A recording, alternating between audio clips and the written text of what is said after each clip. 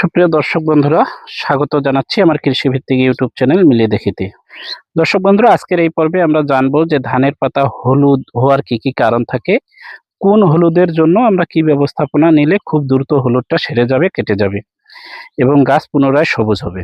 তো দেখেন, এটা জানার জন্য খুব একটা বিশেষজ্ঞ হতে হবে না। আমরা গাছের পাতার সিমটম দেখেই বলতে পারবো এটি কিসের সমস্যা, কিসের মাধ্যমে এই হলুদ আমরা থামাতে পারবো, সবুজ অংশে আবার কিভাবে ফিরিয়ে নিয়ে আসতে পারবো।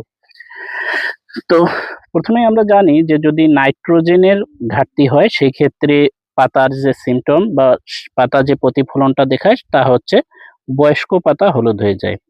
আর যদি সালফারের ঘাটতি থাকে তাহলে সেটার কচি পাতা বা নতুন পাতাগুলো হলুদ হয়ে যায়। এখন আমরা যে ধান ক্ষেতটাতে আসছি, যে ধানের গাছগুলো আপনারা এখন দেখতে পাচ্ছেন, তো এইখানে আমরা যেই জিনিসটা দেখতেছি তা হচ্ছে গাছের এই পাতাটা হলুদ হয়েছে। তো এই পাতাটা আবার দেখেন, একবারে যে গোড়ার পাতা সেই পাতা, এই গোড়ার পাতাটা হলুদ হয়েছে। তাহলে গোড়ার পাতা হলুদ হওয়ার কারণ আমরা জানছি যে নাইট্রোজেনের ঘাটতির কারণে গোড়ার পাতা হলুদ হয়। তো নাইট্রোজেন সমৃদ্ধ সারের মধ্যে একটি রয়েছে ইউরিয়া। তো ইউরিয়া সার যদি আমরা এই জমিটাতে প্রয়োগ করি সেই ক্ষেত্রে এই গাছের গোড়ার পাতা হলুদটা সেরে যাবে।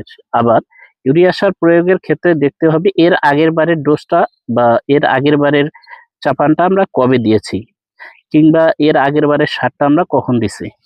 এই জিনিসটা খেয়াল করে যদি আপনার মনে হয় যে ইউরিয়া সারের পিরিয়ড 15 দিন পার হয়ে গেছে, তাহলে আপনি পরবর্তী ইউরিয়া সার প্রয়োগের মাধ্যমে এই সমস্যাটি সমাধান করতে পারবেন।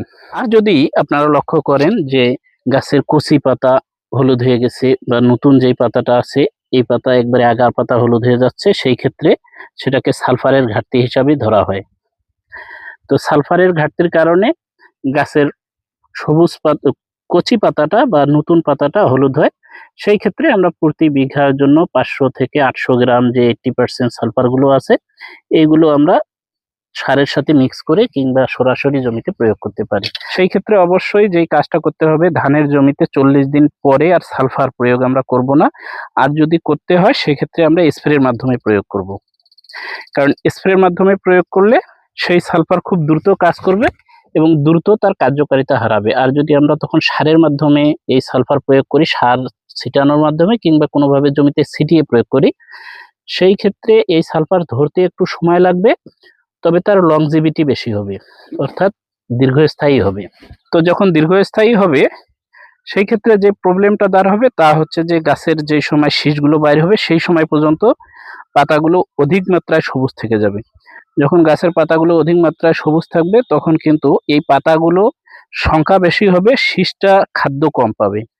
আর শীষ যখন খাদ্য কম পাবে স্বভাবতই দেখা যাবে যে আসলে ওই চিটার আকারটা বেশি পড়বে, ধানের চিটার পরিমাণ বেশি বেড়ে যাবে এবং অনেক ক্ষেত্রে ধান পাতাটা বেশি আসে আর কি। তো সেজন্য যখন 35 দিনেই পার হয়ে যাবে তখনই আমরা যে কাজটা করব সেই কাজটা হচ্ছে যে আমরা স্প্রের মাধ্যমে প্রয়োগ করব। স্প্রের মাধ্যমে সালফার প্রয়োগের নিয়ম হচ্ছে প্রতি লিটার পানিতে 5 গ্রাম হারে এই 80% যে সালফারগুলো আছে, যেমন থিওভিট, গেইভেট, মনোভিট, এইগুলো আপনারা প্রয়োগ করতে পারবেন।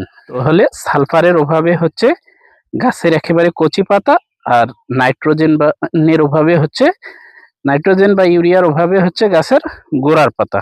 আর একটা জিনিস দেখবেন যে একেবারে পাতাগুলো হলুদ হয়ে মাথার পাতাটা এরকম মাথার জায়গায় খয়েরি হয়ে গেছে বা খয়রা দাগ ধরে গেছে।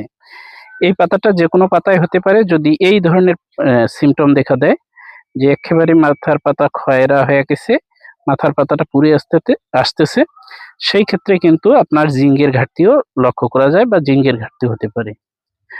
তো এই জিঙ্ক এটি যোগান দেওয়ার জন্য আমরা যে কাজটা করতে পারি সেটি হচ্ছে 33% যে জিঙ্কগুলো আছে মনো যে জিঙ্কগুলো আছে এই জিঙ্কগুলো সরাসরি জমিতে প্রয়োগ করতে পারি। তাছাড়াও চিলেটেড জিঙ্ক আকারেও আমরা স্প্রে মাধ্যমে চিলেটেড জিঙ্কগুলো স্প্রে করে এই জিঙ্কের ঘাটতি মেটাতে পারি। তো জিঙ্কের ঘাটতির কারণে পাতা হলুদ হবে এবং উপরের দিকটা শুকিয়ে আসবে। তাছাড়াও দেখবেন ছোপ ছোপ মরিচা পোড়ার দাগ পড়বে। এই সমস্যাটি হলে আমরা জিঙ্কের সমস্যা ধরে নেব যে জিঙ্কের ঘাটতি, সেই ক্ষেত্রে আমরা অবশ্যই জিঙ্ক প্রয়োগ করব। আর সাধারণত 30 থেকে 45 দিনের মধ্যে যেই হলুদ হওয়া পাতাগুলো ম্যাক্সিমামই দেখা যায় যে জিঙ্কের ঘাটতি। আপনি যদি জিঙ্ক সার প্রয়োগ করে থাকেন এবং ভালো মানের জিঙ্ক প্রয়োগ করেন, ব্যবহার বিধিটাও যদি ভালো থাকে, বিশেষ করে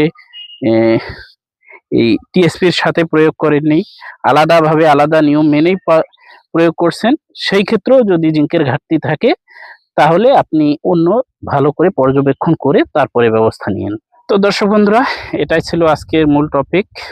তবে একটা গুরুত্বপূর্ণ বিষয়, তা হচ্ছে জিঙ্ক যদি প্রয়োগ করেন অবশ্যই সেটি স্প্রের মাধ্যমে প্রয়োগ করলে ইডিটিএস লেখা সিলেটেড জিঙ্কগুলো এগুলো প্রয়োগ করবেন, কারণ এইগুলো সরাসরি অন্য কারোর সাথে বিক্রিয়া করার কোনো সুযোগ থাকে না। আর যদি ইডিটিএস না থাকে সেই ধরনের সিলেটেড জিঙ্ক আপনারা স্প্রে করবেন না। এই সিলেটেড জিঙ্ক আপনারা কীটনাশকের সাথে বা মাজরানাশকের সাথেও কিন্তু স্প্রে করতে পারবেন।